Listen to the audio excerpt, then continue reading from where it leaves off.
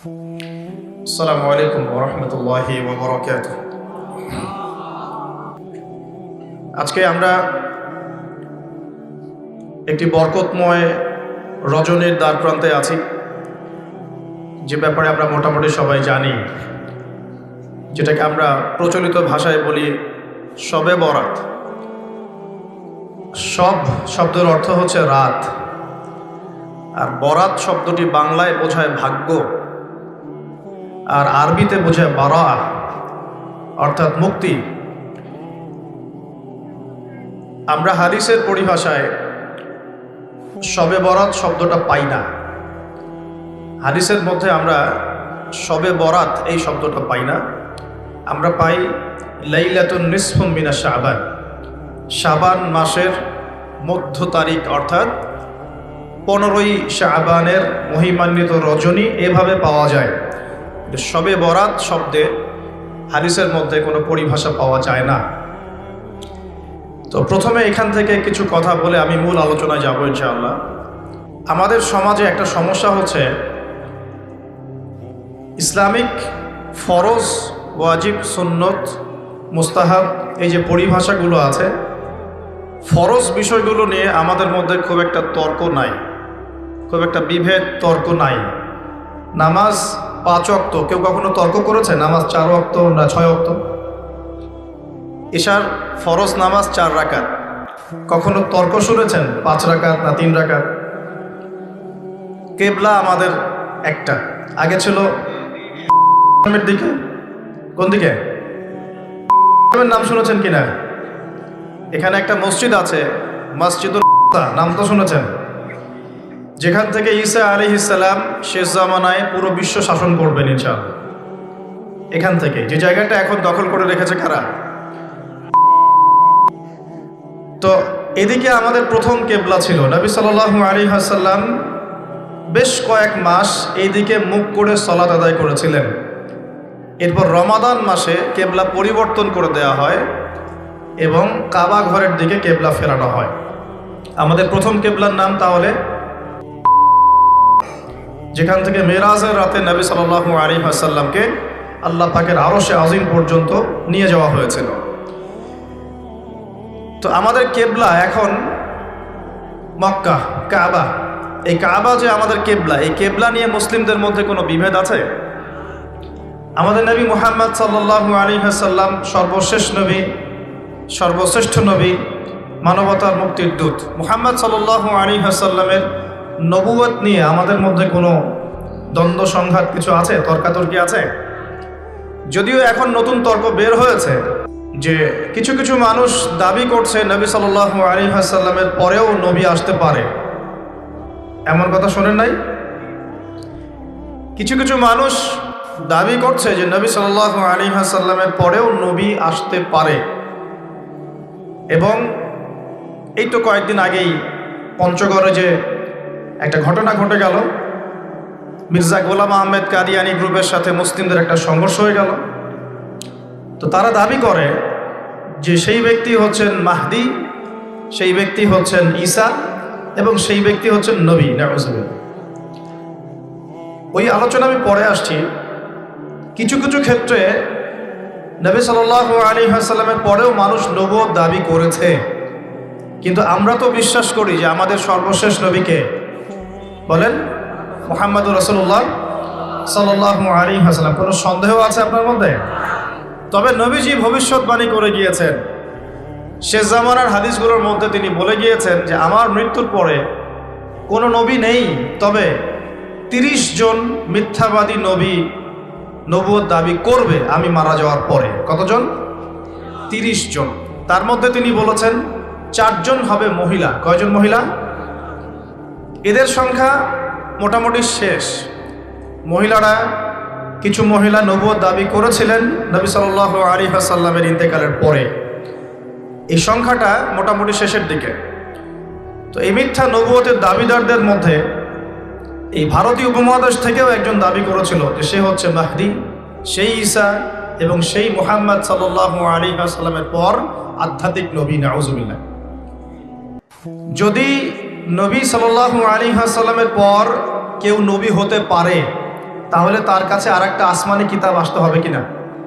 কথা বোঝেন ভালো করে। নবী এবং রসুল আল্লাহ পাক যখন পাঠান তাদের কাছে ওহী করেন না? নবী হয় মানুষ কখন? একটা মানুষ সমাজে চলাফেরা করছে ৮-১০টা মানুষের মতোই। আইয়ামে জাহিলিয়াতে নবী সাল্লাল্লাহু আলাইহি ওয়াসাল্লাম এই আবু জেহেল, আবু লাহাব, উতবা, সাইবা এদের এই সমাজের মধ্যেই তিনি বসবাস করছেন। সমাজের অরাজকতা তার কাছে ভালো লাগে না, সমাজটা নোংরা, দূষিত, তিনি একাকী থাকতে পছন্দ করেন।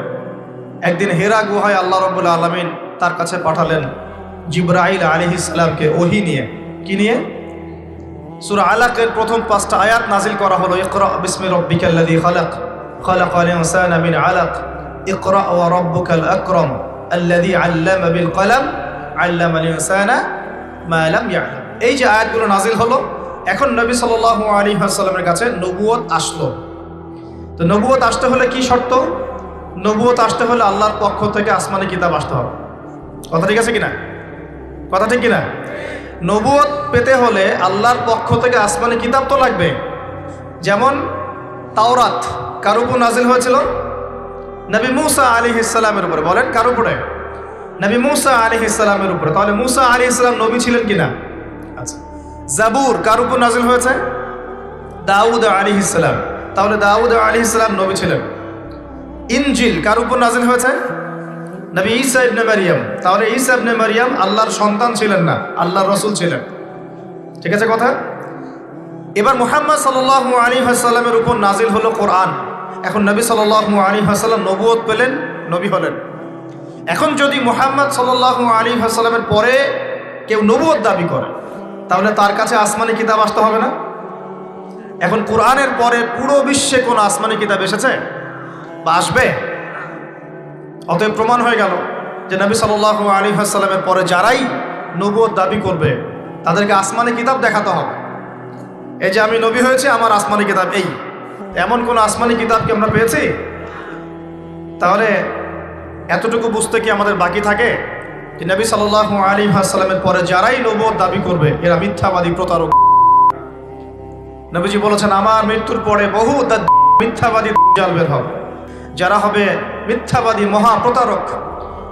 তোমরা জেনে রেখো আমি সর্বশেষ নবী, লা নবিয়্যা বা'দি, আমার পরে কোনো নবী নাই। তবে আমার পরে যদি কোনো নবী হতো তাহলে ওমর হতো নবী। কে হতো নবী? বলেন সুবহানাল্লাহ। আসুন, তো দুঃখ লাগে তখন যখন ওয়াজ মাহফিলের প্যান্ডেলে বসে ওয়াজ করতে করতে তাদের পণ্য খেতে হয়।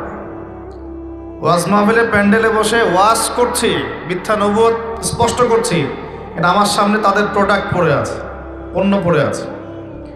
আমরা ধর্মতাত্ত্বিক ক্ষেত্রে অনেক আবেগী। ধর্মতাত্ত্বিক ক্ষেত্রে আমরা খুব আবেগী জাতি, কিন্তু বাস্তবতা আমরা বুঝি না। একটা বাতিল ফেরকা বা একটা বাতিল দর্শনকে থামিয়ে দেওয়া যায় কিভাবে? অর্থনৈতিকভাবে বয়কট করে। কিভাবে বলেন? কথা বুঝতে পারছেন না মনে হয়। একটা বাতিল ফেরকা, বাতিল আদর্শ, জুলুম, জালেম, এদেরকে থামিয়ে দেওয়ার অন্যতম মাধ্যম হচ্ছে অর্থনৈতিকভাবে বয়কট করা। যে জালেমরা সারা বিশ্বে মুসলিমদেরকে পাখির মতো হত্যা করছে, আমি মুসলিম হিসেবে ওর পণ্য ব্যবহার করব না। সিম্পল। কোনো সমস্যা? এটা আমার ব্যক্তি স্বাধীনতা। আপনি চাইলে করতে পারেন, আপনি চাইলে করতে না পারেন। কেউ বাধ্য করতে পারবে না, আপনাকে করতেই হবে বলতে পারবে? তা আমি দেখছি সারা বিশ্বে মুসলিমদের উপর নির্যাতন, নিপীড়ন চালাচ্ছে অমুক অমুক অমুক সভ্যতা। তা আমি আমার দেশীয় প্রোডাক্ট ব্যবহার করব, আমার দেশের অর্থনীতি সমৃদ্ধ হবে। আমি কেন জালেমদেরকে অর্থনৈতিকভাবে সচ্ছল করে দিব? এটা আমি কি জালেমদেরকে সহযোগিতা করছি না? মিথ্যা নবুয়তের দাবি করলে আমরা রাস্তায় নেমে হইচই করছি, মাশাআল্লাহ, জীবন দেওয়ার জন্য প্রস্তুত থাকছি, কিন্তু আমাদের ঘরগুলা ওদের প্রোডাক্ট, পণ্য দিয়ে ভর্তি হয়ে আছে। এটা আবার কি ধরনের কথা বলতে? আল্লাহ পাক আমাদেরকে বোঝার তৌফিক দান করুন। অর্থনৈতিকভাবে যখন আপনি বয়কট করবেন, তার মানে আপনি একটা বাতিল দর্শনের ফান্ডিংটা বন্ধ করে দিলেন। মনে করেন সুদ হালাল না হারাম? সুদ তো ফরজ এখন, মাশাআল্লাহ, নাকি ভাই? এখন তো ফরজ হয়ে গেছে। আল্লাহ পাকের কাছে কি হালাল না হারাম? হারাম। মাদক আল্লাহর কাছে হারাম, আমাদের সমাজে ফরজ হয়ে গেছে না? মাদক ছাড়া চলতে পারে মানুষ? আস্তাগফিরুল্লাহ, আল্লাহ মাফ করুন। আমাদের যুব সমাজকে কুরে কুরে খাচ্ছে কে? বলেন, আমাদের যুব সমাজের চরিত্র নষ্ট করছে কি? মাদক আর এই জেনা নয় কি? মাদক আর জেনা আমাদের যুব সমাজের চরিত্র নষ্ট করে ফেলছে। আল্লাহর কাছে হারাম, কিন্তু আমাদের কাছে এগুলো আমরা জায়েজ করে নিয়েছি, নাউজুবিল্লাহ। তো আল্লাহ রাব্বুল আলামিন যেটা হালাল করেন, মানুষকে সেটা হারাম করতে পারবে? পারবে? আবার আল্লাহ পাক যেটাকে হারাম করেছেন, মানুষ সেটা হালাল করে নিতে পারবে? যদি কেউ করে, এই পাপটার নাম হলো শিরক। এই পাপের নাম কি? শিরক। প্রিয় ভাইরা, আমাদেরকে বুঝতে হবে শুধুমাত্র আবেগ দিয়ে নয়, বিবেক দিয়ে চিন্তা করতে হবে কিভাবে ইসলামকে নিয়ে কাজ করলে শেকড় থেকে ইসলাম শক্তিশালী হবে। এটা আমাদেরকে ভাবতে হবে। আল্লাহ পাক আমাদেরকে বোঝার তৌফিক দান করুন। যে বিষয়টার দিকে ফোকাস করছিলাম, দেখুন, আমাদের কেবলা নিয়ে কোনো সমস্যা আছে? আমাদের নবী নিয়ে কোনো সমস্যা আছে? এখান থেকে প্রাসঙ্গিক কিছু কথা বললাম যে নবী সাল্লাল্লাহু আলাইহি ওয়াসাল্লামের পর যদি কেউ নবুয়ত দাবি করে, তাকে বলতে হবে তোমার আসমানি কিতাব দেখাও। কি দেখাও? তোমার উপর কোন আসমানি কিতাব নাজিল হয়েছে ওটা দেখাও। যদি কোরআনের পর কোনো কিতাব তুমি দেখাতে পারো, তাহলে তোমাকে নবী হিসেবে মেনে নিব, কোনো সমস্যা নেই। পারবে? কেউ পারবে? আল্লাহ পাক আমাদেরকে বোঝার তৌফিক দান। এখন আমাদের ফরজ বিষয়গুলোকে নিয়ে কিন্তু খুব একটা তর্ক দেখা যায় না। নামাজ কয় ওয়াক্ত, কেবলা কোনটা, নবী সাল্লাল্লাহু আলাইহি ওয়াসাল্লাম আমাদের নবী কিনা, আমরা কোন মাসে রোজা রাখবো, কখন হজ করব, কত পরিমাণ নেশাব হলে যাকাত দিব সম্পদের, আমাদের আল্লাহ কয়জন, আল্লাহ নিয়ে কোনো তর্ক আছে? তারপরে আমাদের ধর্মগ্রন্থ কোরআন, এই কোরআন নিয়ে কোনো তর্ক আছে? প্রত্যেক মুসলমান বিশ্বাস করে কোরআন আল্লাহর কিতাব, বিশ্বাস করে না? আচ্ছা, এখন দেখেন দুর্ভাগ্যজনক বিষয়টা দেখেন, আমাদের মুসলিম উম্মাহকে আল্লাহ পাক ঐক্যবদ্ধ থাকতে বলেছেন। কি থাকতে বলেছেন ভাই? আল্লাহ পাক সূরা আলে ইমরানের 103 নম্বর আয়াতে বলছেন যে ওয়া'তাসিমু বিহাবলিল্লাহি জামিআন ওয়া লা তাফাররাকু, তোমরা আল্লাহ পাকের রজ্জু মানে কোরআন, সুন্নাহ, ইসলাম, এটাকে শক্ত করে একসাথে ধরে থাকো, দলে দলে বিভক্ত হয়ে যেও। কে বলেছেন? আল্লাহ। এখানে কয়েকটা আদেশ, তোমরা আল্লাহ পাকের রজ্জু শক্ত করে ধরো, ঢিলে ঢালা ভাবে ধরো না, শক্ত করে ধরো, আর একসাথে ধরো, একাকি ধরো না, একসাথে ধরো, শক্ত করে ধরো, একসাথে ধরো, ওয়ালা তাফাররাকু, বিভক্ত হয়ে যেও না। তিনটা কথা, বুঝতে কোনো অসুবিধা হচ্ছে? আচ্ছা, এখন আল্লাহ পাক বিভক্ত হতে নিষেধ করেছেন, কিন্তু নবীজি হাদিসে বলছেন যে লাতাফতারিকু আলা 73 মিল্লা, তোমরা 73টা দলে ভাগ হয়ে যাবে। বলি নাউজুবিল্লাহ। কত দলে ভাই? 73 মানে কিন্তু শুধু 73 নয়, 73 মানে অসংখ্য। আরবি দিয়ে যখন সংখ্যার আধিক্য বোঝায় তখন এরকম সংখ্যা প্রয়োগ করা হয়। জান্নাতের দূরত্ব 40 বছরের পথ, মানে কি 40 বছর পায়ে হেঁটে? বোঝানো হচ্ছে যে অনেক ডিস্টেন্স হলেও 40 বছরের দূর থেকে আপনি গন্ধ পাবেন। মানে জান্নাতে যে ঘ্রাণ, সুঘ্রাণ, কিয়ামতের মাঠে মানুষ দেখা যাবে বহু দূর থেকে পাওয়া যাবে ইনশাআল্লাহ। একইভাবে জাহান্নামের চিৎকার বহু দূর থেকে মানুষ শুনতে পারবে ইনশাআল্লাহ। এগুলো দূরত্ব বোঝাতে এরকম 40 বছর, 70 বছর, 100 বছর, 73 এগুলো সংখ্যা প্রয়োগ করা হয়। 73 মানে শুধু 73টা দলই নয়, বাংলাদেশেই তো 100টার বেশি দল আছে না? বাংলাদেশেই তো, উপমহাদেশেই তো 100, 200, 300 দল পাওয়া যাবে। প্রত্যেক দলের উপদল, শাখা দল আছে না? তো আল্লাহ পাক বলছেন একসাথে থাকতে, নবীজি বলছেন তোমরা বিভক্ত হয়ে যাবে, ভবিষ্যৎবাণী মানে তোমরা হবে।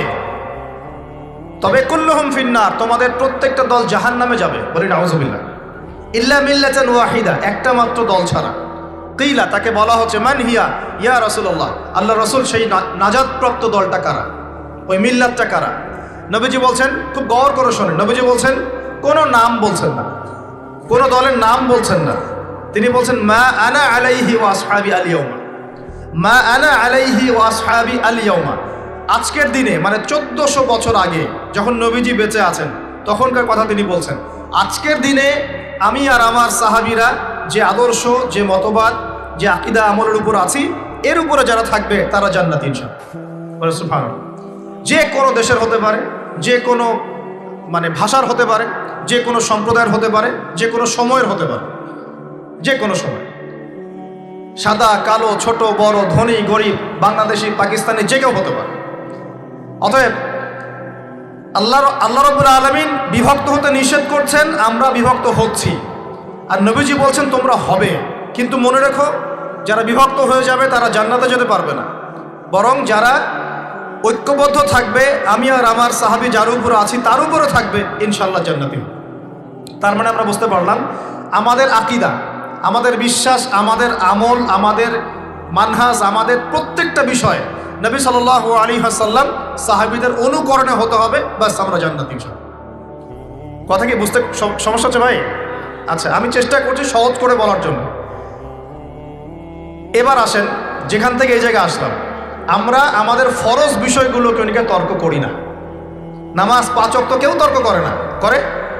এশার নামাজ 4 রাকাত পড়েছেন, কেউ তর্ক করেছে? রমজান মাসে রোজা রাখবো, কেউ তর্ক করবে? আমাদের কেবলা নিয়ে কেউ তর্ক করে? আল্লাহ একজন, এই নিয়ে বিষয় নিয়ে কেউ তর্ক করে? নবী একজন, কেউ তর্ক করে? কোরআন আমাদের একমাত্র ধর্মগ্রন্থ যার ব্যাখ্যা আছে হাদিস, কেউ কি তর্ক করে এগুলো নিয়ে? কিন্তু আল্লাহ পাক বিভক্ত হতে নিষেধ করেছেন, আমরা বিভক্ত হচ্ছি ফরজ বিষয়গুলোকে নিয়ে নয়, সুন্নত মুস্তাহাব এই বিষয়গুলোকে নিয়ে। আমার কথা বুঝতে পারছেন কি? আমরা বিভক্ত হচ্ছি ছোটোখাটো কিছু মুস্তাহাব বিষয়গুলোকে। আমি ছোটোখাটো বলছি, ফরজের তুলনায় তো ছোট নাকি? ইসলামের প্রতিটা বিষয় গুরুত্বপূর্ণ, কিন্তু আমরা কোন বিষয়টাকে সবচেয়ে বেশি অগ্রাধিকার দিব? ফরজ, ওয়াজিব, তারপর না আস্তে আস্তে সুন্নাহ, পরে মুস্তাহাব, নফল পর্যায়ে আসবে। সমাজের যত বিভক্তি মুসলিমদের মধ্যে দেখবেন, এগুলো ফরজ নিয়ে না, এগুলো ওয়াজিব নিয়ে না। হাতকে কোথায় বাঁধবে? আমিন জোরে বলবে না আস্তে বলবে? পায়ের সাথে পা লাগাবে কি লাগাবে না? সূরা ফাতিহা নামাজে পড়বে কি পড়বে না? তারাবির নামাজ কয় রাকাত হবে? ঈদের তাকবীর কয় রাকাত হবে? সবে বরাতে আমল করা যাবে কি যাবে? যত বিষয়, এই সবগুলো বিষয় তো ফরজ নাকি ভাই? বলেন তো, যে কয়েকটা কথা বললাম এগুলো কি ফরজ? দুর্ভাগ্য, মুসলিম উম্মার, বাংলার মাটির মুসলমানদের একটা বড় দুর্ভাগ্য হচ্ছে আমরা ছোটোখাটো বিষয়গুলোকে নিয়ে আমাদের মধ্যে দলে দলে বিভক্ত হয়ে গেছি। ঠিক এই যে আগামীকাল আল্লাহ পাকের একটা রহমত আমাদেরকে দিয়েছেন, যে লাইলাতুন নিসফু মিনাশ শাবান, শাবান মাসের মধ্য রজনী, আল্লাহ পাকের রহমত। এই বিষয়টাকে নিয়েও বাংলাদেশে আমি দেখলাম, এটা নিয়ে আমি লেকচার দিতে চাই নাই, কারণ এগুলো আমি আসলে খুব একটা মাহফিলেও বলি না, এটা আমার ট্র্যাকও না। আমি অন্য বিষয়গুলো দিয়ে বেশি কথা বলি, আপনারা জানেন এটা। আমাকে কখনো কি হাত বাঁধা নিয়ে ঝগড়া করতে দেখেছেন? আমার লেকচারে কখনো আমিন জোরে আসতে নিয়ে কথা বলতে দেখেছেন? আমি মনে করি উম্মার এই ফিতনাময় অবস্থায় এই বিষয়গুলো চেয়ে বেশি ইম্পর্টেন্ট আমাদের আকীদা ঠিক আছে কিনা, আমরা তাওহীদপন্থী কিনা, আমরা সুন্নত ঠিক আছে কিনা, আমলে বেদাত ঢুকছে কিনা, আমরা হালাল খাই কিনা, সুদ থেকে দূরে থাকতে পারছি কিনা, সমসাময়িক এই বিশ্ব সম্পর্কে সচেতন কিনা, মুসলিম উম্মার বিরুদ্ধে যারা চক্রান্ত ষড়যন্ত্র করছে ওদের ব্যাপারে আমরা সচেতন কিনা, শেষ জামানাকে আমরা রিল করতে পারবো কিনা। বড় বড় বিষয়গুলোকে ফোকাস না করে আমরা যখন ছোটোখাটো বিষয় নিয়ে মারামারি করতে থাকি, আস্তে আস্তে আমাদের মধ্যে ঐক্য সংহতি নষ্ট হয়, দলে দলে উম্মা বিভক্ত হয়ে যায়। ঠিক এই যে এই ইস্যুটাকে নিয়েও কথা বলতে শেষে বাধ্য হচ্ছে, কারণ দেখলাম অনলাইন অফলাইনে দুইটা দল দুটাই চরমপন্থী। একদল অতিরিক্ত বাড়াবাড়ি, একটা অতিরিক্ত ছাড়াছাড়ি। বাড়াবাড়ি আর ছাড়াছাড়ি, একটা অতিরিক্ত বাড়াবাড়ি, সে একদম শবে বরাতকে মনে হয় লাইলাতুল কদরের উপরে নিয়ে যাচ্ছে আর কি। লাইলাতুল নিসফু মিনাশ শাবানকে কোনো কোনো ক্ষেত্রে বাড়াবাড়ি পন্থীরা একদম লাইলাতুল কদরের উপরে নিয়ে চলে যাচ্ছে। আর ছাড়াছাড়ি যারা, তারা বলছে এই রাত্রে কোনো কিছুই করা যাবে। দুইটাই চরমপন্থী, বুঝতে পারছেন না মনে কথা? একদল এটাকে নিয়ে এত বেশি বাড়াবাড়ি করছে যে এটাকে একদম লাইলাতুল কদরের উপরে নিয়ে চলে যাচ্ছে। আরেক দল দেখা যাচ্ছে এটাকে এমনভাবে পরিত্যাগ করছে এই যে কিছুই করা যাবে না, কোনো ফজিলতি নাই। এখন আসলে মধ্যম পন্থা কি? মাঝখানে আমরা কি করবো তাহলে জানার দরকার আছে কি নাই? অনেক হাদিসের অনেক আলোচনা, প্রায় 40-50 পৃষ্ঠার বই, সব আলোচনা তো মাহফিলে করা সম্ভব না। আমি সারমর্মটুকু বলি। সারমর্ম কি? হাদিসের শবে বরাত নামে কোনো শব্দ নাই, এক নম্বর কথা। কি নাই ভাই? শবে বরাত নামে কোনো শব্দ নাই, আছে লাইলাতুন নিসফু মিনাশ শাবান, শাবান মাসের মধ্য রজনী। শাবান মাসের মধ্য রজনী। শাবান মাস কি? উত্তর, নবী সাল্লাল্লাহু আলাইহি ওয়াসাল্লাম রমজান মাসের পর যে মাসে রোজা রাখতে বেশি গুরুত্ব দিয়েছেন তার নাম শাবান। আমার সাথে বলেন, শাবান মাস কি? নবী সাল্লাল্লাহু আলাইহি ওয়াসাল্লাম রমজানের পরে যে মাসে রোজা রাখতে খুব বেশি গুরুত্ব দিয়েছেন তার নাম শাবান। আয়েশা রাদিয়াল্লাহু আনহা তিনি বলতেন যে শাবান মাস আসলে নবী সাল্লাল্লাহু আলাইহি ওয়াসাল্লাম এত বেশি বেশি রোজা রাখতেন যে মনে হতো তিনি রোজা ছাড়বেনই না, সারা মাস রেখে ফেলবেন। বেশি থেকে বেশি রোজা রাখতেন শাবান মাসে। প্রশ্ন হচ্ছে কেন? উত্তর, এমনিতে এই মাসটা বরকতময় এবং এই মাসে আল্লাহ পাক তার রহমতে বিপুল সংখ্যক মানুষকে জাহান্নাম থেকে মুক্তি দান করেন। সুবহানাল্লাহ। নবী সাল্লাল্লাহু আলাইহি ওয়াসাল্লাম এই মাসকে তাজিম করতেন। এই মাসের সম্মানার্থে, এই মাসে আল্লাহর রহমত বরকতের স্বার্থে নবী করিম সাল্লাল্লাহু আলাইহি ওয়াসাল্লাম এই মাসে বেশি বেশি রোজা রেখেছেন। সুন্নত কি শিখলাম? শাবান মাসে বেশি বেশি রোজা রাখা সুন্নত। একটা কি পেলাম ভাই? শাবান মাসে বেশি বেশি রোজা রাখা সুন্নত। আপনি যদি মুকিম হন, শরীর সুস্থ থাকে, মুসাফির না, আপনার সুস্থতা আছে, সব ঠিক আছে, আপনি চেষ্টা করবেন এই মাসে বেশি বেশি রোজা রাখার। পারা যাবে ইনশাল্লাহ। এটা নবীর সুন্নত হবে। আরেকটা হাদিস মাথায় নিয়ে নেন, আজকে সারা ওয়াজ ভুলে গেলে এই ওয়াজটা ভুলেন না। কি হাদিস? নবীজি বলছেন, তোমাদের সামনে, হে আমার সাহাবীরা, তোমাদের সামনে এমন একটা যুগ আসছে, ওই যুগে আমার সুন্নতকে ধরে রাখাটা হাতের মধ্যে আগুন ধরে রাখার মতো হবে। আমি অনেকদিন এই লেকচারে এই হাদিসটা বলেছি। তোমাদের সামনে এমন একটা কঠিন যুগ আসছে, জামানা সবরিন, সবরের যুগ, কঠিন যুগ। ওই যুগে ঈমান ধরে রাখা, মানে আমার সুন্নতের উপর থাকা, হাতে আগুন ধরে রাখার মতো হবে। ওই যুগে যদি তোমরা আমার একটা সুন্নতকে জীবিত করতে পারো, সমাজে একটা সুন্নত মরে গেছে, ওটাকে আবার জীবিত করতে পারো, তাহলে 50 জন শহীদ সাহাবীর নেকি পাবে। হাদিসটা বুঝলেন? শুধু নেকি না, আপনি 50 জন শহীদ সাহাবীর নেকি পাবেন যখন চলমান সমাজে একটা সুন্নত মিটে গেছে, নাই, মানুষ আমল করছে না, কিন্তু আপনি সেটাকে জীবিত করলেন। পারা যাবে ইনশাল্লাহ। একটা দেখাচ্ছি, যেমন সাহাবীদের যুগে মানুষ মসজিদে ঢুকলে কি করতো জানেন? আগে 2 রাকাত নামাজ পড়তো। কি করতো? মসজিদে ঢুকেই, ওযু অবস্থায় মসজিদে ঢুকেই তারা বসতেন না। আগে 2 রাকাত নামাজ পড়তেন, দুখুলুল মসজিদ বা তাহিয়াতুল মসজিদ, তারপরে বসতেন। আর নবীজি বলেছেন কিয়ামতের আগে আগে এই দুখুলুল মসজিদ, তাহিয়াতুল মসজিদ, এই নামাজটা উঠে যাবে। উঠে যাচ্ছে না আস্তে আস্তে। মসজিদে ঢুকলে মানুষ ধাপ করে বসে পড়ে, তাই না? মানুষ ভুলেই গেছে এটা সুন্নত। এখন আপনি যদি এই সুন্নতটাকে আবার জীবিত করতে পারেন, ইনশাল্লাহ 50 জন শহীদ সাহাবীর নেকি পাবেন। সমাজে এখন দাড়ি শেভ করা ফ্যাশন হয়ে গেছে, বুঝছে না? অনেকে শেভ না করলে চাকরি দেয় না। শেভ না করলে কি হয় না? চাকরি পাওয়া যায় না। স্কুলে তো না, কলেজে গিয়ে পড়তে গেলে ক্লাস করতে দেয় না। দাঁড়িয়ে আছে, যাও শেভ করে আসো, তাই বলে। এখন সমাজ চলছে উল্টা। এখন যদি আপনি নবীর সুন্নতকে আবার জীবিত করতে পারেন, 50 জন শহীদ সাহাবীর নেকি পাবেন ইনশাআল্লাহ। রাতে ঘুমানোর সময় একটা সুন্নত আছে, 33 বার সুবহানাল্লাহ, 33 বার আলহামদুলিল্লাহ, 34 বার কি আল্লাহু আকবার। আপনি যদি পড়তে পারেন, ইনশাআল্লাহ আল্লাহ পাক আপনাকে নেকি দেবেন। সমাজে বহু মানুষ চুল একদম এখন মেসি রোনাল্ডো কাট, তাই না? মেসি কাট আর রোনাল্ডো কাট। আর আমি সিলেট অঞ্চলে দেখে আসছি একদম লন্ডন কাট, 2 পাশ ছিলে, মাঝখানে চুল। লন্ডন থেকে শিখে আসছি। এখন চুলেরও কিন্তু সুন্নত আছে, আছে কি নাই? দাড়ির যেমন সুন্নত আছে, চুলের সুন্নত নাই।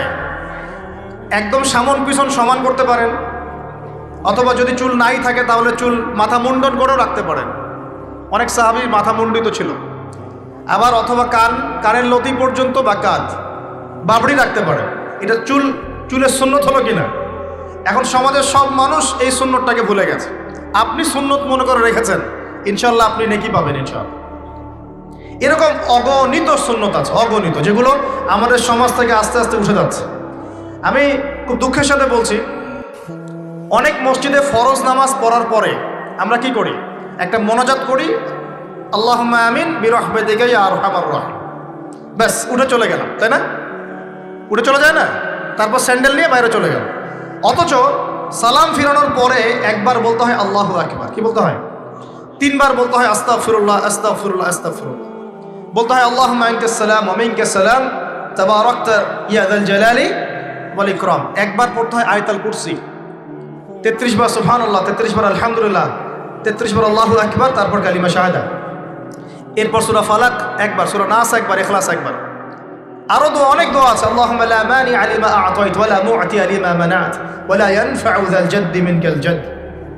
পড়তে হয় আল্লাহুম্মা ইন্নী আউযু বিকা মিনাল হাম্মি ওয়াল হাযান ওয়াল আজজি ওয়াল কাসালি ওয়াল বুখলি ওয়াল জুবন ওয়া দালা'id দাইন ওয়া গালাবাতির রিজাল। পড়তে হয় আল্লাহুম্মা আ'ইন্নী আলা যিকরিকা ওয়া শুকরিকা ওয়া হুসনি ইবাদাতিক। আরো অনেক দোয়া আছে। দেখেন তো, মোনাজাত করেন, আমি তো না করছি না, আমি তর্ক করতে আসি না এখানে, এটা নিয়ে আমি ঝগড়া করতে আসি। কিন্তু এই সুন্নতটা যে উঠে গেল, মোনাজাতটা করে যে মসজিদ থেকে বের হয়ে চলে গেলে, এই সুন্নতটার উপর আমল কে করবে? সুন্নত উঠে গেল না?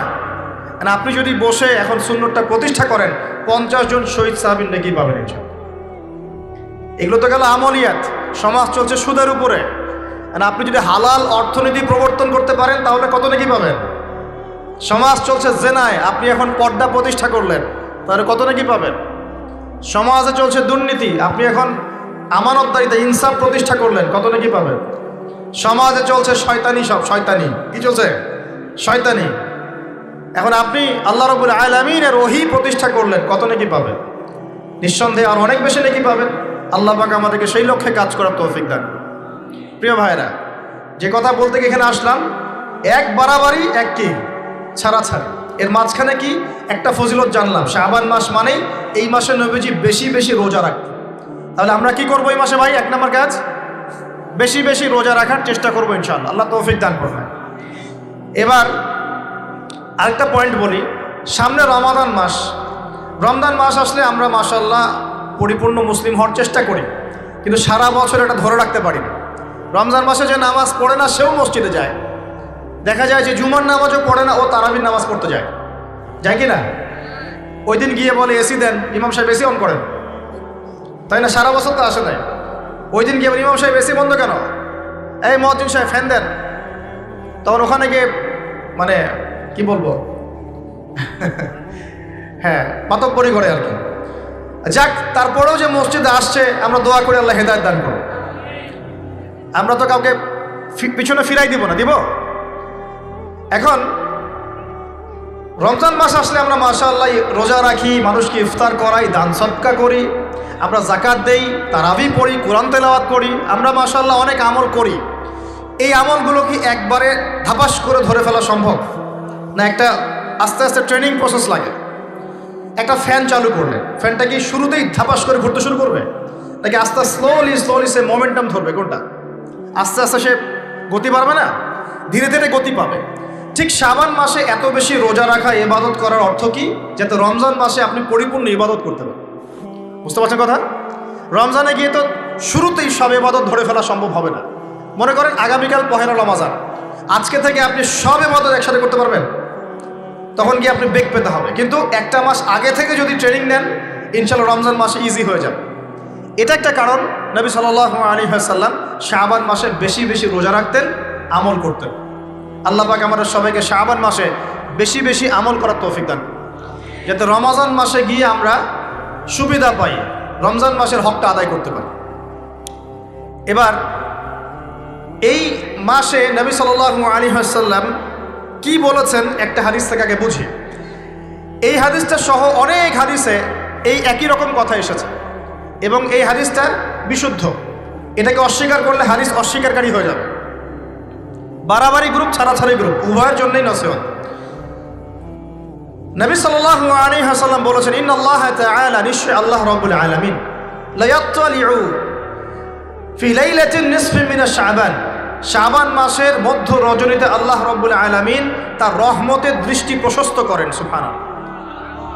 আল্লাহ পাক শবে বরাত মানে আমরা যেটা বুঝি প্রচলিত অর্থে, লাইলাতুন নিসফি মিন শাবান, শাবান মাসের মধ্য রজনী, যে 15 শাবানের এই যে রজনী, এই রাতে আল্লাহ রাব্বুল আলামিন তার সৃষ্টির দিকে তার রহমতের দৃষ্টিটা প্রশস্ত করে দেখেন, প্রশস্ত করেন। এবং ওয়াগফিরু লিজামিই খালকিহি, আল্লাহ পাক তার সমস্ত সৃষ্টিকে মাফ করে দেন। আল্লাহ পাক কি করেন? তার সমস্ত সৃষ্টিকে কি করেন? মাফ করে দেন। কথাটা ভালো করে বোঝেন। আল্লাহ পাক তার সমস্ত সৃষ্টিকে মাফ করে দেন, ইল্লা, তাদেরকে ব্যতীত। এক, ইল্লা লিমুশরিকিন এক নাম্বার, যে ব্যক্তি মুশরিক, যে শিরক করে আল্লাহর সাথে, যে আল্লাহর সাথে শিরক করে। আর দুই, মুশাহিনিন, যে ব্যক্তি অন্তরে মানুষের সাথে বিদ্বেষ পোষণ করে, হিংসা বিদ্বেষ মনে আছে এরকম ব্যক্তি, এবং মনের মধ্যে শিরক আছে, শিরকি আকীদা, মুশরিক, এই দুই শ্রেণীর মানুষ ছাড়া আল্লাহ পাক সমস্ত মানুষকে মাফ করে দেন। তাহলে এই রাতের ফজিলত প্রমাণ হলো কিনা? রাতের ফজিলতটা প্রমাণ হলো কিনা? আচ্ছা, এখন এর ব্যাকআপ আরো অনেকগুলো হাদিস আছে। ওই সবগুলো হাদিসকে একত্রিত করলে এমনই কনক্লুশন আসে। এছাড়াও আরো কিছু দুর্বল হাদিস আছে, এগুলো দুর্বল, সনদগতভাবে অন্যান্যভাবে দুর্বল। ওখানে আরো কিছু পয়েন্ট পাওয়া যায় যে আর কাকে কাকে আল্লাহ পাক মাফ করেন না। সবাইকে তো মাফ করেন, আর কাকে কাকে করেন না। এই হাদিসে দুটো পেয়েছি, এটা একদম অকাট্য। এটা হলো মুশরিক, আল্লাহ পাক মাফ করেন না। দুই, যে অন্তরে হিংসা বিদ্বেষ পোষণ করে, হিংসা বিদ্বেষ আছে, এদেরকে আল্লাহ মাফ করেন না। আরও কিছু দুর্বল বর্ণনা থেকে পাওয়া যায়, এটা দুর্বল বর্ণনা, কিন্তু জেনে রাখতে তো সমস্যা নাই। সমস্যা আছে? আর পাপ তো পাপই, দুর্বল হাদিসে আসুক আর কঠিন হাদিসে আসুক, পাপ তো পাপই নাকি? পাপ ছাড়তে কোনো সমস্যা আছে? তো তৃতীয় এক শ্রেণীর নাম পাওয়া যায়, যারা হচ্ছে আত্মহননকারী, নিজেরা নিজেদেরকে আত্মহত্যা করেছে, এদেরকে আল্লাহ মাফ করেন। আত্মহনন বোঝেন কিনা? আত্মহত্যা যারা করে, আত্মহনন, এটা একটা শ্রেণী পাওয়া যায়। 4 নম্বর একটা পাওয়া যায় আত্মীয়তার সম্পর্ক ছিন্নকারী, আত্মীয়তার সম্পর্ক ছিন্নকারী। 5 নম্বর একটা পাওয়া যায়, সেটা হলো মাদক দ্রব্য সেবনকারী। মাদক দ্রব্য সেবনকারী, যুবকরা খুব ভালো করে শোনো এগুলো। মাদক দ্রব্য সেবনকারী আল্লাহ সবাইকে মাফ করেন, মাফ করছেন না। আরেকটা পাওয়া যায়, সেটা হলো যারা জেনার পাপে লিপ্ত আছে। কিসের পাপে ভাই? জেনার পাপ। এরকম আর কিছু ব্যাকআপ পাওয়া যায়, কিন্তু এগুলোর বর্ণনা দুর্বল। বর্ণনা কি? দুর্বল, কিন্তু পাপ তো পাপই নাকি? এই পাপগুলো তো পাপ, এই পাপগুলো করলে কি আল্লাহ খুশি হন? অকাট্য সহি থেকে পাওয়া যায় এই দুইটা, মুশরিক এবং মুশাহিন, যারা শিরক করে, অন্তরে বিদ্বেষ পোষণ করে, আল্লাহ পাক এদেরকে মাফ করেন। এখন আগে জানি শিরক থেকে কিভাবে বাঁচবো, শিরক কি এবং কেন, তারপরে জানবো হিংসা বিদ্বেষ, তারপরে আমরা যাব এই রাত্রে আমরা কি করতে পারি। মনে রাখবেন, আমল করতে হবে 3টা বিষয় খেয়াল রেখে। কয়টা বিষয় ভাই? আমল করতে হবে 3টা বিষয় খেয়াল রেখে। 1, আমল করতে হবে একমাত্র আল্লাহ পাকের সন্তুষ্টির জন্য। 1 নম্বর কি বলেন? 1, আল্লাহর সন্তুষ্টির জন্য, কারো সন্তুষ্টির জন্য না, কারো জন্য না, শুধু কার জন্য? দলিল হচ্ছে ইন্নাস সালাতি ওয়া নুসুকি ওয়া মাহইয়ায়া ওয়া মামাতি লিল্লাহি রাব্বিল আলামিন ফাসাল্লি লিরাব্বিকা ওয়ানহার। 2, আমল হতে হবে একমাত্র নবী সাল্লাল্লাহু আলাইহি ওয়াসাল্লামের সুন্নত মোতাবেক। কার সুন্নত মোতাবেক? নবী এবং সাহাবীদের সুন্নতের সাথে মেলে না, সেই আমল করা যাবে না। নবী এবং সাহাবীদের সুন্নতের সাথে মেলে না, সেই আমল করা যাবে না। 3 নাম, আমলটা যত সুন্দরী মনে হোক, আমলটা যত সুন্দরী মনে হোক আর যত মানুষই করুক, যত মজাদার মনে হোক না কেন, নবী করেন নাই, সাহাবীদের থেকে প্রমাণ নাই, আমল করবো না। করলে বেদাত হয়ে যাবে। কি হবে? বেদাত হয়ে যাবে। আর 3 নাম্বার হচ্ছে, আমলগুলো করার আগে অবশ্যই আপনার রিজিকটাকে হালাল করতে হবে। কি করতে হবে ভাই? ব্যাস, এই 3টা শর্ত পূরণ করে আমল করলে ইনশাআল্লাহ তাআলা আমরা জান্নাতে যাবো। ইনশাআল্লাহ আমরা আশাবাদী, আল্লাহ পাক আমাদেরকে জান্নাত দিবেন ইনশাআল্লাহ। আল্লাহ পাক এক রাতে রহম করে সমস্ত মাখলুক সৃষ্টিকে মাফ করে দিচ্ছেন, শুধু শিরক এবং হিংসা বিদ্বেষ পোষণকারীকে মাফ করছেন না। বুঝতে হবে এই পাপ দুটো কত কঠিন। এবার আসেন, প্রথমে একটু শিরক নিয়ে কথা বলি, তারপরে মুশাহিন নিয়ে কথা বলি। ধৈর্য ধরবেন তো নাকি? দেরি হচ্ছে? সবর করেন। এখন প্রথমে জানি শিরক কি এবং কেন। শিরক হচ্ছে এমন একটা পাপ, যেই পাপ আমল নামায় থাকলে পরে বিনা তওবায় যদি সেই ব্যক্তি মারা যায়, আল্লাহ পাক তাকে মাফ করবেন না।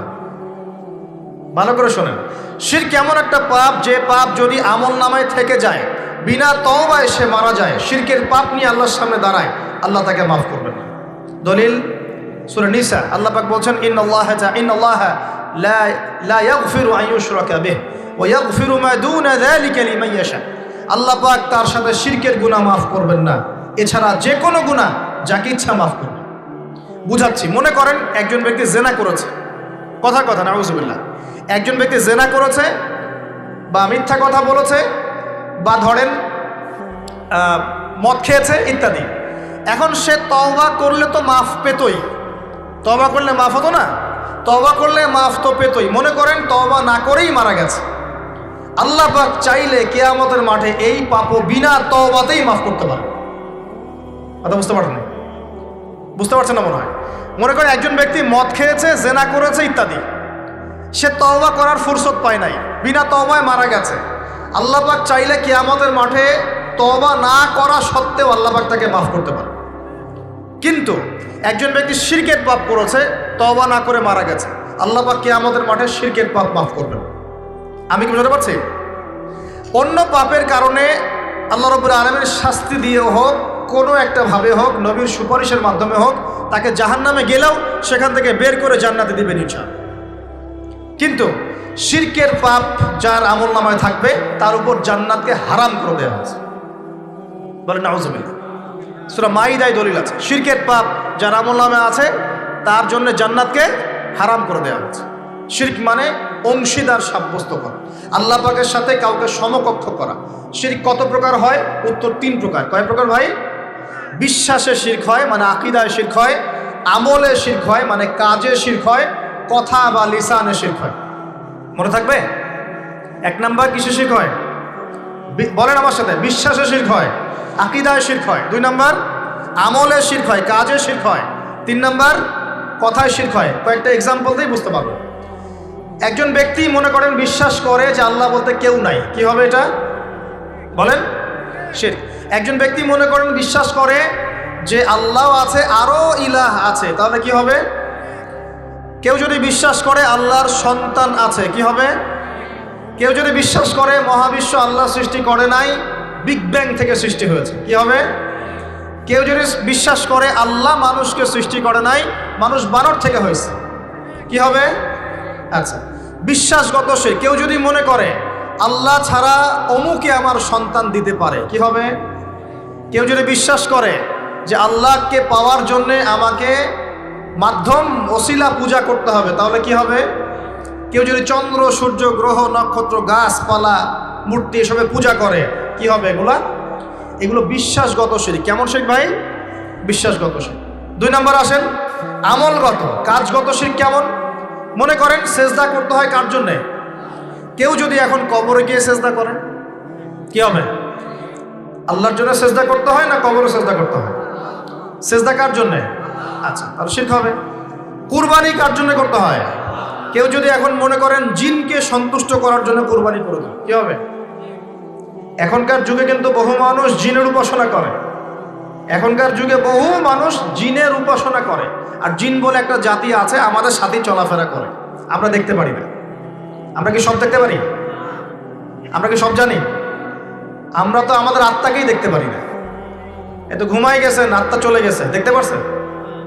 আর আমরা কি জানি? আমরা কতটুকু জানি আগামীকাল কি হবে আপনার সাথে? বলেন দেখি, কেউ জানে? আমাদের জ্ঞান কত ক্ষুদ্র, বুঝতে পারলাম। আগামীকাল কি হবে তাই জানি না, আমার আত্মাকেও চোখে দেখি না। আর আমি যদি দাবি করি এখন আমি সব জানতাম, তাহলে কি হবে? অতএব জিন জাতি আমাদের মধ্যেই আছে কি নাই? ওমা খালাকতুল জিন্না ওয়াল ইনসা ইল্লা লিয়াবুদুন। আমি জিন আর মানুষকে শুধুমাত্র আমার ইবাদত করার জন্যই সৃষ্টি করেছি। আল্লাহ পাক আমাদের সবাইকে আল্লাহ পাকের সত্য বোঝার তৌফিক দান। এবার আসেন, আপনাদের পার্বত্য এলাকায় জিনের উপাসনা হয়। এখন বললেন ভাই কেমন করে জানলেন? যত তান্ত্রিক, মান্ত্রিক, কবিরাজ, জাদুকর সব এই পাহাড়ি এলাকায় ঘুরে বেড়াচ্ছেন, এবং চোখ কান খোলা রাখলে আপনারাও বুঝতে পারবেন। জিনের উপাসনা করলে অনেক কিছু ভেলকিবাজি দেখানো যায়। জিনকে আল্লাহ পাক কিছু ক্ষমতা দিয়েছেন। জিন অনেক দূর থেকে দেখতে পারে। মনে করেন যে কেউ একজন এখানে বসে আছে, সে দাবি করছে যে সে অলৌকিক ক্ষমতার অধিকারী, অথচ ওর কাছে জিন আছে। কি আছে? জিন। এখন আপনি শুনেছেন যে অমুক জায়গায় অমুক বাবা আছে, সে অনেক বড় ক্ষমতার অধিকারী, তো যাই দেখি ওনার কি ক্ষমতা। এখন আপনি রাস্তায় আসছেন, তার সেই জিন তো আগেই দেখতে পাচ্ছে আপনি আসছেন দূর থেকে, সে আগে খবর দিল আসতেছে মক্কেল, ওই যে মক্কেল আসতেছে। এখন সে বলল যে ওই ব্যক্তির সাথে যে জিন আছে ওর সাথে কানেকশন করো। সবার সাথে একটা জিন আছে না? আছে কি না? একটা করে জিন শয়তান আছে না সবার সাথে? 2 জন ফেরেশতা, 1 জন জিন, সবার সাথেই আছে। আছে কি নাই? আপনার জিন জানে আপনার সাথে অতীতে কি হয়েছিল? জানে তো। আপনার জিন আপনার সাথে আছে না শুরু থেকে? তাহলে আপনি 1 মাস আগে কি করেছেন আপনার জিন তো জানে। ও ভবিষ্যৎ জানে না কিন্তু অতীত তো জানে।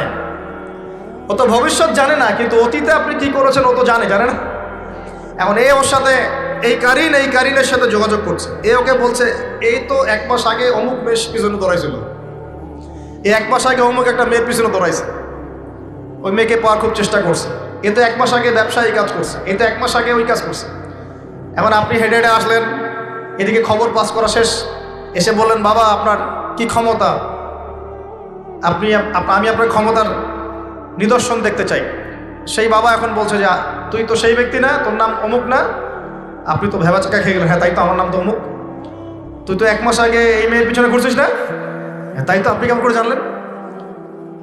তুই 1 মাস আগে এই কাজ করছিস না? হ্যাঁ তাই তো, আপনি কেমন করে জানলেন? আপনার তো চোখ একদম আসমান উঠে গেল, বাপরে বাপ, সে তো আমার অতীতের সব বলে দেয়, তুই অমুক জায়গায় এটা পাপটা করছিস না, তুই এই জায়গায় ওটা লুকায় রাখছিস না, ব্যাস আপনার মাথা খারাপ। জিনের উপাসনা করে মানুষ অনেকেই। আর জিনরা কি করে, অনেক সময় আসমানের কাছে যায় সংবাদ নেয়ার জন্য। সূরা মুলক পড়েন, সূরা মুলকের 1ম পৃষ্ঠা পড়েন। আল্লাহ পাক ওদেরকে তাড়ানোর জন্য আসমানের মধ্যে এই উল্কাপিণ্ড নক্ষত্র নিক্ষেপ করেন। রুজুম আল্লিশ শায়াতিন, আল্লাহ বলেছেন এই নক্ষত্রগুলা আমি রুজুম আল্লিশ শায়াতিন, শয়তানদেরকে তাড়ানোর জন্য রেখেছি। সুবহানাল্লাহ। পৃথিবীতে অনেক কিছুই ঘটে, আমরা খালি চোখে বুঝতে পারি না। এখন কেউ যদি জিনের উপাসনা করে, জিনকে সন্তুষ্ট করার জন্য এই কুরবানি করে, তাহলে কি শিরক হবে কিনা? সেজদা কার জন্যে? অন্য কারোর জন্য করলে কি হবে? কুরবানি কার জন্যে? অন্য কারোর জন্য করলে কি হবে? কার নামে কসম করতে হয়? যদি অন্য কারো নামে কসম করি, এই যে এখন বাপের নামে কসম, মায়ের নামে কসম করেন কেন? কসম করা যাবে না এভাবে। মান হালাফা বিগাইরি ইসমিল্লাহি ফাকাদ কাফার, কেউ যদি আল্লাহ ছাড়া অন্য কারো নামে কসম করে সে কুফরি করবে। যদি কসম করতেই হয় আপনাকে আল্লাহরই কসম করতে হবে। যদি কসম করতে হয় কার কসম করবেন? আর আল্লাহর কসম করে কি মিথ্যা বলতে পারবেন? মিথ্যা বললে তখন কাফারা দেওয়া লাগবে। আচ্ছা, কাফারা কি? সবচেয়ে সহজ কাফারা হচ্ছে 3টা রোজা রাখা। কয়টা রোজা? 3টা। আচ্ছা আমরা যাই। এখন কসম করবো আল্লাহর জন্যে, দোয়া করেন কার কাছে? দোয়া কার জন্যে? এখন যদি অন্য কারোর কাছে দোয়া করা শুরু করি, সন্তানকে দিবে, অন্য কারো কাছে চাওয়া শুরু করি, মনে করেন আপনার রোগ ব্যাধি দেওয়ার ভালো করার মালিককে যদি এখন আপনি একটা আংটি পরে মনে করেন এই আংটি আপনার রোগ ভালো করবে, কি হবে? শিরক হবে কি না? এরকম অগণিত কাজের শিরক আমরা করছি। আল্লাহ পাক আমাদের শিরক থেকে বাঁচান। আর ভবিষ্যতের মালিককে, সময়ের মালিককে, ভবিষ্যৎ কে জানে? রাস্তায় টিয়া পাখি দেখে ভাগ্য পরীক্ষা করছে, ও কি ভবিষ্যৎ বলতে পারবে? যদি ওখানে গিয়ে হাত দেখান শিরক হবে না? রাশিফল দেখা যায়, রাশিফল কি? রাশিফল আজকে তোমার দিনটা কেমন যাবে, কালকে তোমার দিনটা কেমন যাবে, আছে না? তো এগুলো বিশ্বাস করলে কি হবে? এরকম পদে পদে শিরকে নিমজ্জিত আছে। এগুলো তো গেল আমলগত শিরক, আরো অনেক শিরক আছে। আমাদের কথার মধ্যেও শিরক হয়। কিসের মধ্যে? কথার মধ্যে। যেমন আমরা বলি ডাক্তার ভালো ছিল, না হলে রোগীকে বাঁচানো যেত না, বলি কি না? অনেকে বলি না? শিরক হবে। কেউ যদি বলে যে ড্রাইভারটা ভালো ছিল, না হলে গাড়ি নির্ঘাত অ্যাক্সিডেন্ট করতো, কি হলো কথায়? আরেকটা বিষয় আছে, আমরা অনেক সময় ইবাদত করি মানুষকে দেখানোর জন্য, সবাই বড় দানবীর বলবে, আমাকে নামাজি বলবে, এটাও কি? এটাও শিরক। কথার মধ্যে আর অনেক শিরক করি। সার্বভৌম ক্ষমতার মালিককে, তাবারাকাল্লাযী বিয়াদিহিল মুলক, সার্বভৌম ক্ষমতার মালিককে আমরা যদি মনে করি আমরাই সার্বভৌম ক্ষমতার মালিক, কি হবে? শিরক হবে না? এরকম প্রচুর শিরকে আমরা নিমজ্জিত আছি। সবচেয়ে বড় যে শিরকটা এখনকার বিশ্বে চলছে সেটা হলো আল্লাহ পাকের হালালকে আমরা হারাম করে নিচ্ছি, আল্লাহর হারামকে হালাল করে নিচ্ছি। করছে কি না? বুঝতে পারছেন না মনে হয়। মাদক দ্রব্য কি হালাল না হারাম?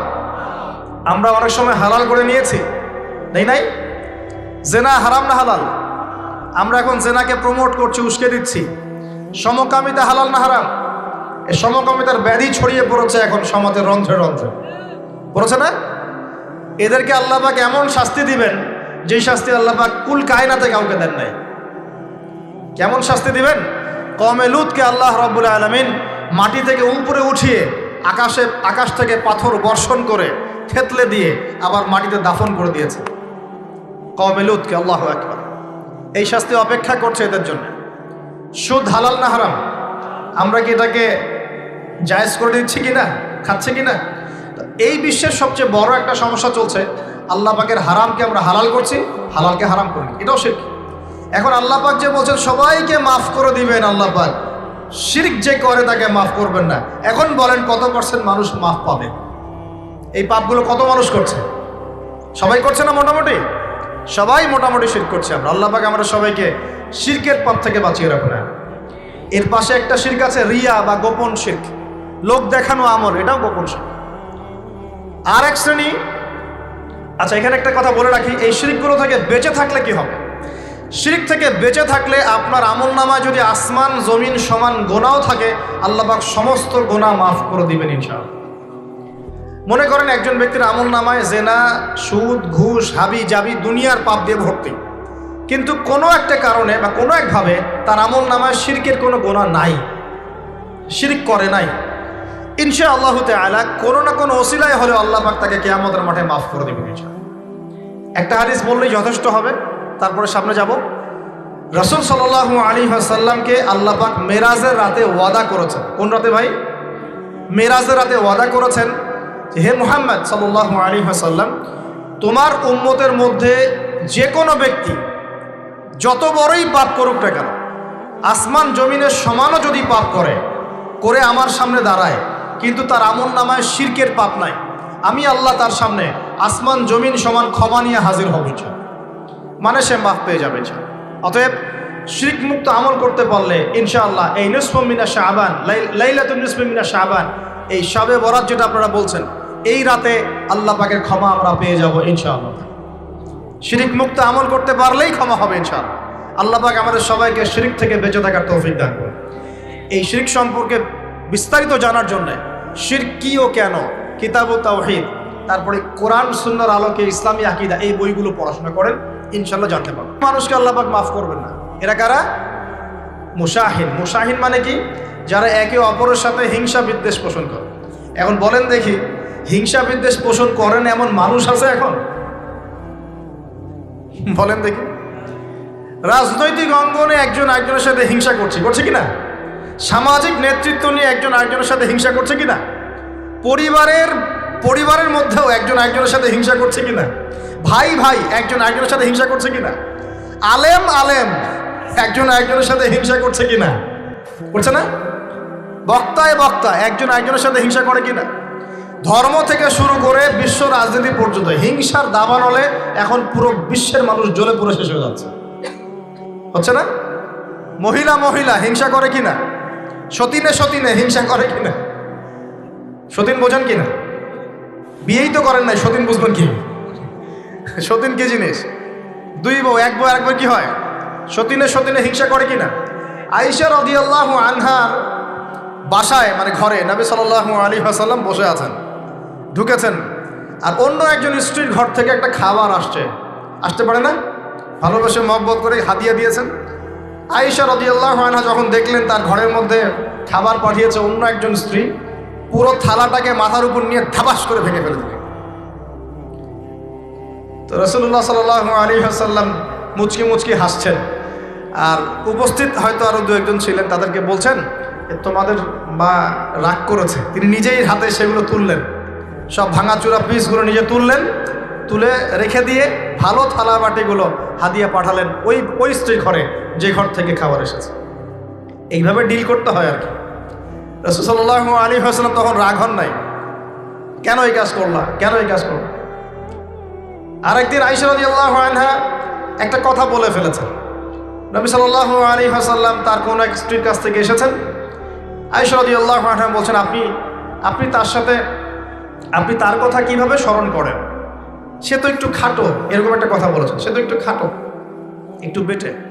আয়েশা রাদিয়াল্লাহু আনহাকে আমাদের নবীজি বলছেন, শোনো, তুমি এমন একটা কথা বলেছ, আমাদের সবার জন্য হেদায়েত আছে, তুমি এমন একটা কথা বলেছ, এই কথাটা যদি সমুদ্রের সাথে মিশিয়ে দেওয়া হয় পুরো সমুদ্রের পানি দূষিত হয়ে যাবে, বলি নাউযুবিল্লাহ।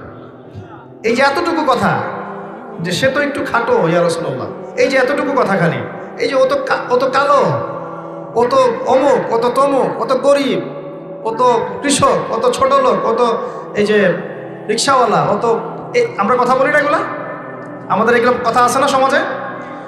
এগুলো বলার সাথে সাথেই এটা এমন পাপ হয়ে যায়, সাগরের মধ্যে এই পাপ মিশিয়ে দিলে সাগরের পানি নষ্ট হয়ে যাবে। নাউজুবিল্লাহ। এরকম হিংসা বিদ্বেষ মনে থাকলে তাজকিয়া পাওয়া যায় না। তাজকিয়া মানে আত্মশুদ্ধি। তো এখানে এটা স্বভাব সুলভ মানুষের মধ্যে এসে যায়, আসে কি না? আসে না?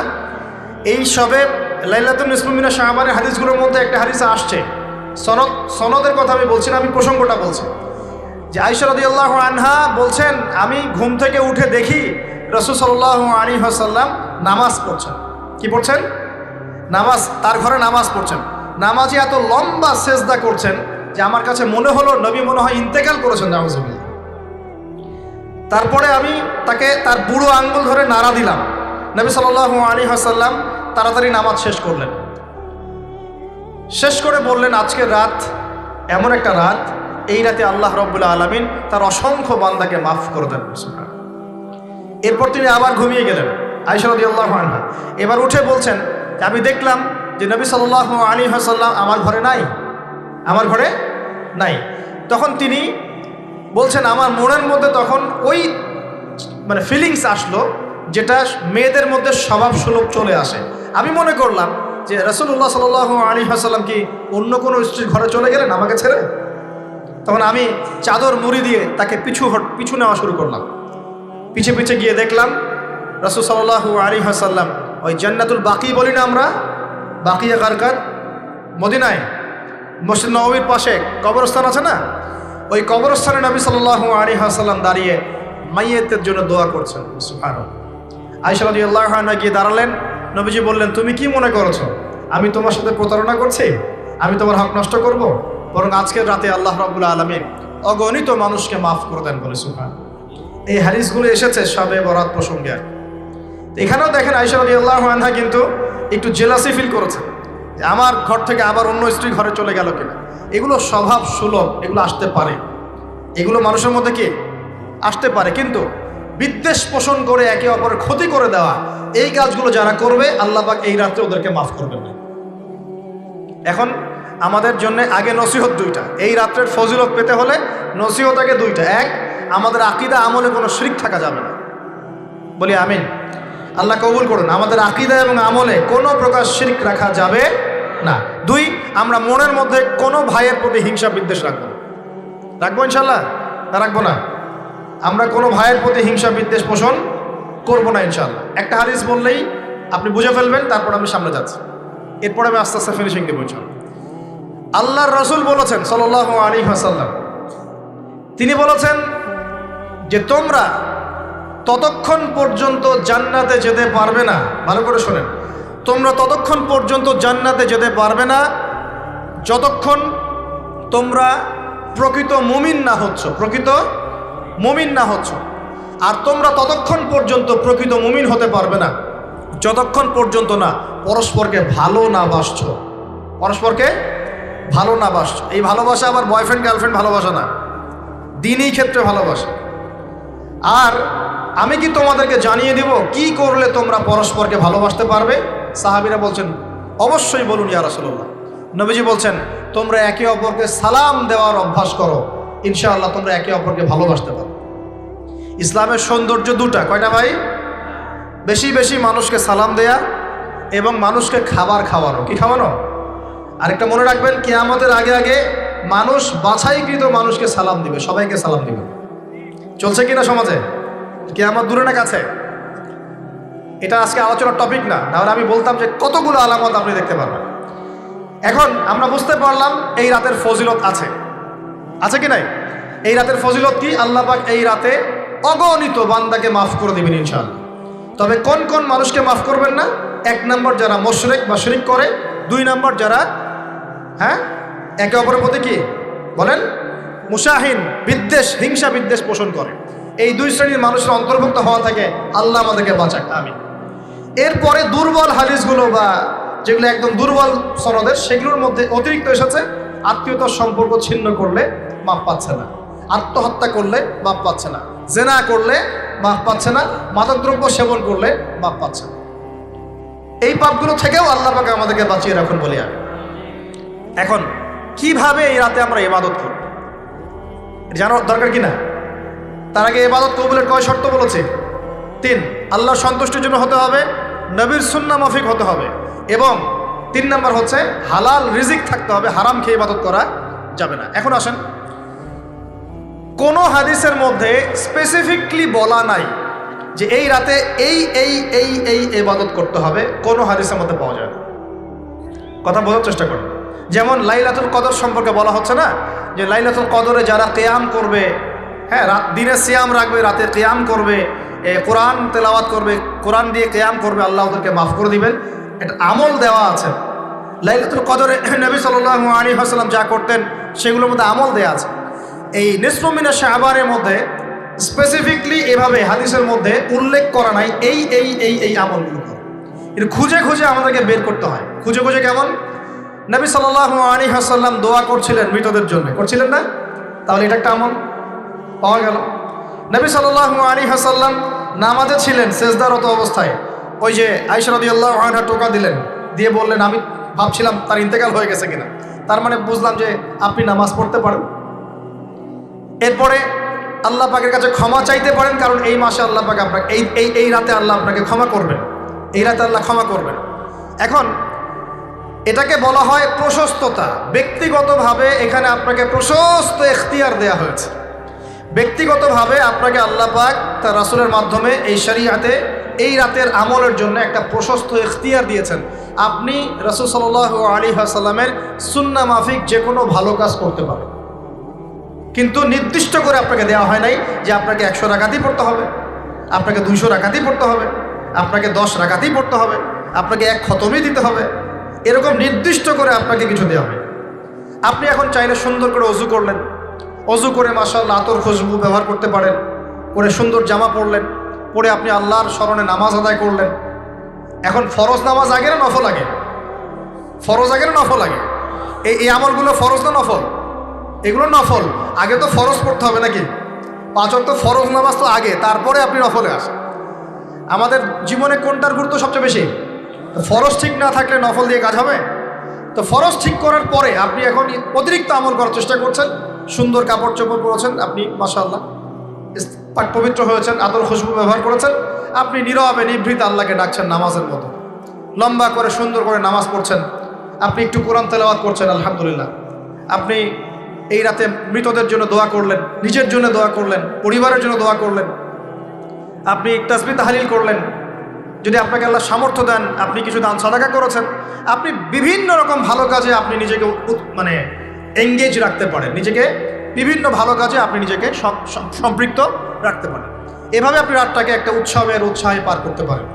কিন্তু আমরা যে ঘটা করে অনেকগুলো কাজ করি না, ঘটা করে হালুয়া রুটি সামাই টামাই এই সেই আলোকসজ্জা অমুক তমুক দল বেঁধে কবরস্থান, এই আমলগুলো নবী এবং সাহাবীদের থেকে প্রমাণ হয় না। আমি কি বুঝতে পারছি?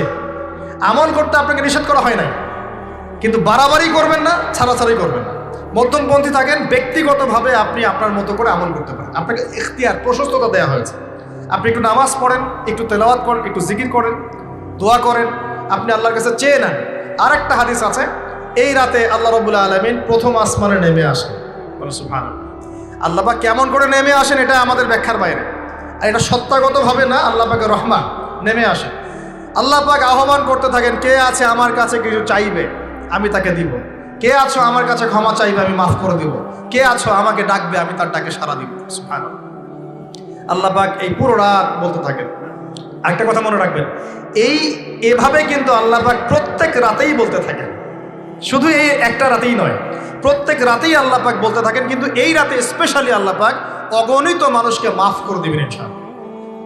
তা আমরা আল্লাহর কাছে দোয়া করি, আল্লাহ পাক আমাদের সবাইকে যেন সুস্থতার সাথে শাবান মাসে বেশি বেশি রোজা রাখার তৌফিক দান করেন, এবং যে আমলগুলো সুন্নাহসম্মত, এই সুন্নাহসম্মত আমলগুলো আল্লাহ আমাদের করার তৌফিক দান করেন।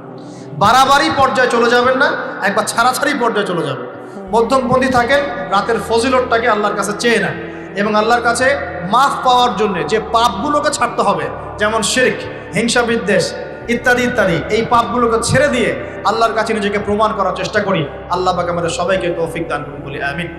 আকুলু কওলি হাযা আস্তাগফিরুল্লাহ লি ওয়া লাকুম ওয়া লিসাইল মুসলিমিন। বারাকাল্লাহু লানা ওয়া লাকুম বিল আয়াতিল হাকীম। ইন্নাহু তাআলা জাওয়াদুন কারীম মুবাররাউফুর রহিম।